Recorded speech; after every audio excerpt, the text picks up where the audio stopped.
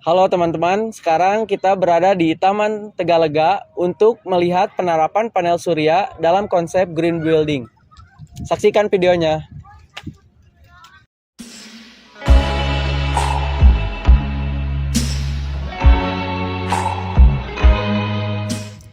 Infrastruktur berkelanjutan adalah pembangunan yang tidak hanya berfokus pada satu sudut pandang saja, tetapi juga memperhatikan dampak yang terjadi akibat pembangunan infrastruktur tersebut. Oleh karena itu, infrastruktur berkelanjutan harus mencakupi aspek ekonomi, sosial, budaya, dan lingkungan. Green building merupakan sebuah konsep yang mengaplikasikan infrastruktur ramah lingkungan.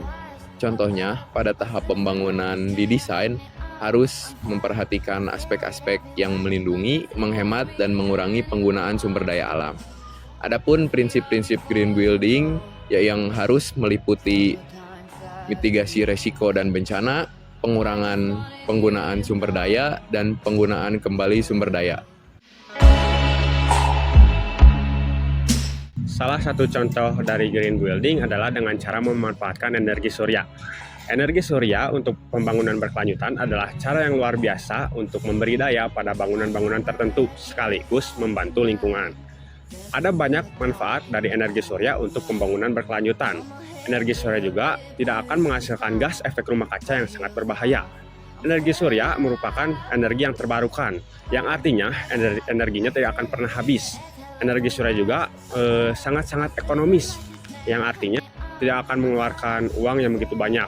Namun, pembangunan awalnya memang bisa dibilang cukup mahal. Akan tetapi, dapat menghemat uang Anda dalam jangka panjang. Salah satu contohnya yaitu mengurangi tagihan listrik. Dengan semakin banyak orang yang menggunakan energi surya, kita diperkirakan akan melihat penurunan permintaan pada bahan bakar fosil. Sehingga itu akan membantu lingkungan dan meningkatkan kesehatan pada masyarakat. Energi surya merupakan bagian penting dari masa depan yang lebih bersih dan cerah.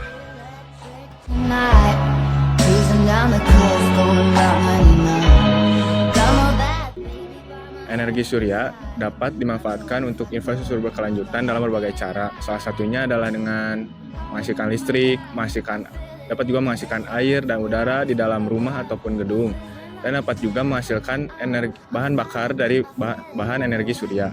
Dan hal ini juga dapat mengurangi emisi dari efek dari rumah kaca.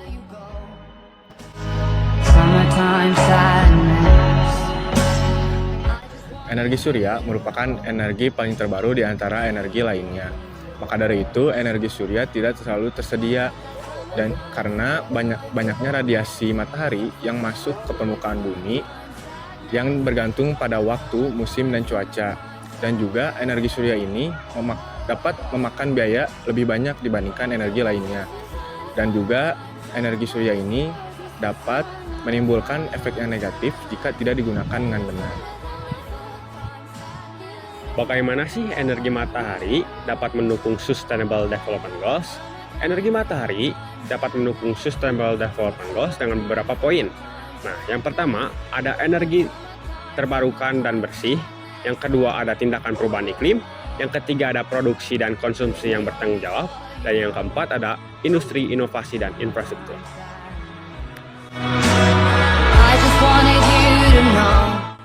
Seperti yang kita tahu, definisi tentang infrastruktur berkelanjutan dan definisi tentang energi surya dan manfaatnya, ini adalah contoh pemanfaatan dari energi surya, yaitu penerapan panel surya. Penerapan panel surya ini dimanfaatkan untuk menghemat energi dengan menerapkan konsep green building. Menurut konsul dari Australia bernama Richard Matthews, bahwa negara Australia telah berfokus untuk menggunakan panel surya dalam konsep green building.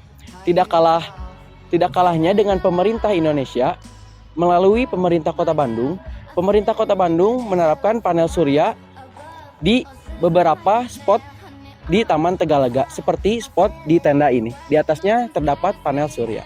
Dengan adanya panel surya di atas tenda ini membuktikan bahwa saung tenaga surya menghasilkan energi melalui mengubah energi surya menjadi energi listrik.